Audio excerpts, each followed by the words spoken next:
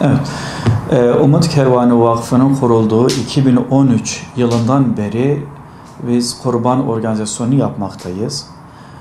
Her geçen yıl olabildiği kadarınca bu sayıyı artırmak için çaba içerisindeyiz.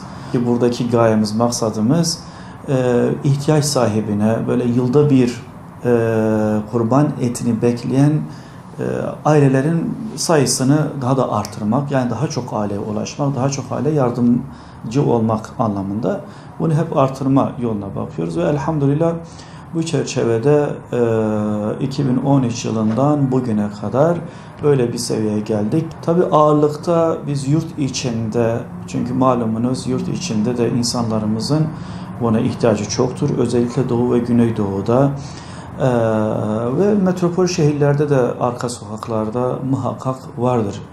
Ve çünkü bize talepler gelmektedir. Yılda bir dahi sofrasında et bulamayanlar ne yazık ki, belki bu biraz çok böyle uçuk gibi bir söylem olabilir ama gerçekten böyledir. Dolayısıyla Kurban Bayramı'nda ve kurban etlerini bekleyen çok insan vardır ve bize başvuruyorlar. Bu nedenle yurt içinde daha çok Doğu ve Güneydoğu'ya da ağırlık vermek şartıyla kurban kesimimiz hızla devam etmektedir. Tabii ki yurt dışında da mazlum, mağdur, muhtaç insanlarımız, Müslümanlarımız, yani her kısacası insani yardıma muhtaç olan insanlarımız gözleri bizi bekliyor, bize bakıyor. Siz kurban kesecek Müslümanlara bakıyor. Biz yurt içinde elhamdülillah öyle bir seviyeye geldik ki şu an 32 ilde 98 noktada Umut Kervanı olarak organizasyonumuzu yapabilecek seviyeye geldik. Modern tesislerimizi ayarlamaktayız. Uzman kasap ekiplerimizi ayarlamaktayız ve yine ihlaslı, samimi çalışan gönüllü dağıtıcı ekipler, yardımcı ekipler, komisyonlarımızı bayan, erkek, yani bu öyle bir olay ki yaşamın her tarafına yansıyor. Dolayısıyla yaşamda olan kadın, erkek, herkesten bu noktada duyarlı olanlardan istifade etmeyi hedeflemişiz ve bu çerçevede kardeşlerimiz gönüllü olarak bayan, erkek, komisyonlar dahilinde kimi gidip yardım talebinde bulunan aileleri, şahısları yerinde gerçekten yardıma muhtaç olup olmadıklarını tespit etmek için bu şekilde bir faaliyet göstermektedirler. Kimi kurban günü, kurban organizasyonunda bize her türlü aklınıza gelebilecek her türlü o hengameyi siz düşünün kurban kesim gününde, kurban kesim esnasında o sıkıntıların tümünde aslında görmediğiniz ve işinizi kolaylaştıran o kadar insan var ki işte bu gönüllü kardeşlerimizdir bu işi görenler. Bu şekilde yurt içinde bahsettiğimiz şekilde 98 noktada ama bunları ana 4 merkeze toplayarak biz kurban organizasyonumuzu yapmaktayız. İşte birincisi İstanbul, bu Marmara ve Ege bölgesindeki fakirlere ulaşabilecek şekilde İstanbul'da modern tesislerde belediyelerle işbirliği halinde kurban kesim yerlerini tayin, tespit ve tahsis noktasında gerekli işlemleri yapıyoruz. Diyarbakır'da da Diyarbakır ilinde Diyarbakır şehrine ve çevre illerine hitap edecek şekilde yine orada ciddi, güzel, profesyonel organizasyonumuz mevcut bulunmakta. Aynı şekilde Urfa şehrinde, Urfa şehri için ve civar illeri için bu şekilde kurban organizasyonunun tüm hazırlıklarımız mevcut bulunmaktadır. Batman ve çevre illerine hitap eden bir noktamız ve ciddi bir organizasyon yaptığımız bir yerimizdir yine. Burada da uzman ekiplerimizle, gönüllü, tecrübeli kardeşlerimizle ve düzenli muhtaç kayıtlarımızla kurban organizasyonuna hazır vaziyetteyiz elhamdülillah. Yurt dışında şöyle bir çalışma stratejimiz vardır.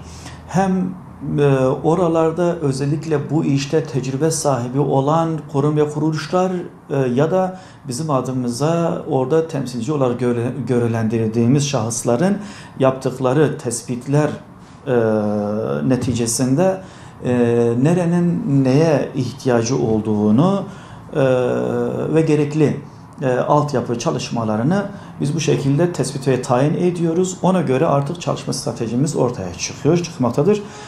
Diğer şekliyle oradan buraya gelip bizi ziyaret edenler var. Mesela Uganda'dan, Nepal'den, Filipinler oralardan gelmekteler. Yine Afganistan'dan, Filistin'den, Yemen'den, Eritre'den, Sudan'dan oralara varıncaya kadar insanlar Avustralya'dan gelip bizi burada heyet şeklinde ziyaret ediyorlar. Belge, bilgi, görsellerini getiriyorlar.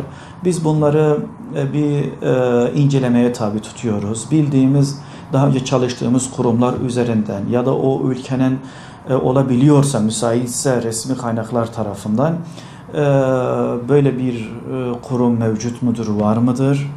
Ne derece güvenilirdir? Bunu tespit ettikten sonra temsilcilerimizi göndeririz, onlarla konuşurlar.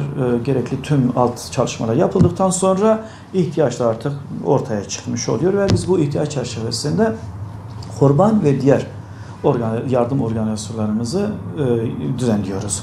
Bu senede kurban organizasyonu için Afrika'nın 16 ülkesinde, yine 6 Asya ülkelerinde, Balkan ülkelerinde, işte bizim komşu ülkelerden Filistin, Afganistan şeklinde özellikle şu an çok daha yardım etmemiz gereken yerleri söylüyorum. Yine hakeza Yemen faciası var. Yemen'den de bu noktada talepler geliyor ve inşallah biz bu sene buralarda tabii hayırseverlerin, kurban kesecek Müslümanların bize verecekleri vekalet, yani kurban sayısı kadarınca ancak biz buralarda faaliyet yapabilmekteyiz. Toplamda evet şu an Filistin'i de oraya dahil ettik, Afganistan'ı, yani bir yaklaşık 23 ülkede imkanlarımız el verirse kurban organizasyonu yapmayı düşünüyoruz. Allah Azze ve Celle eğer bir rızık vermişse bize ve kurban kesebilecek bir imkanımız varsa, yılda bir kez bu kurban etini bekleyen insanlarımıza, muhtaç sahibi insanlarımıza bir şekilde kurban eti göndermeliyiz. Bu yurt içinde, yurt dışında, evet yani genelde Türkiye insanımız gerçekten bu konuda duyarlıdır ve gerçekten yardım duyguları gelişmiş durumdadır. Ancak bunu biraz daha iyi noktaya getirmek adına şunu ifade etmek istiyorum ki, kimi mezheplere göre sünnettir, kimisine göre vaciptir. Bunu böyle olmakla birlikte herkes kendisini kurban kesmekle vazifeli bilerek sadece yurt içinde de değil veya sadece yurt dışında değil. Yani bir şekilde Rabbim vermiştir. O Rabbimin verdiğinden hem ev halkını istifade ettirelim hem de yurt içinde ve yurt dışında kurban kestirelim. Yani bunda Allah'ın izniyle bize katkı olur.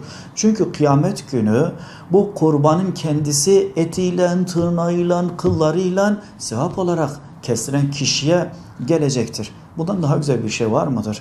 Ve insanımız buna muhtaçtır ve kurtuluşumuz da buna bağlıdır.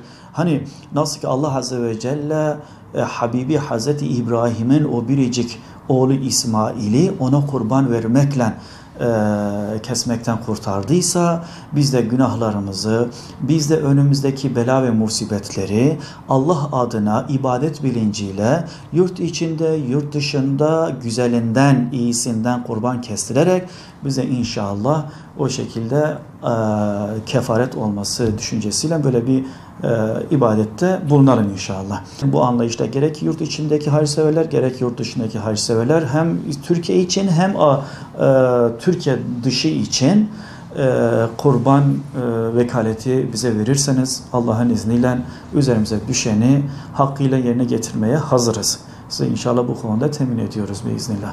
Rabbim keseceğiniz kurbanları kabul eylesin. Sadece kendi rızası için makbul eylesin inşallah.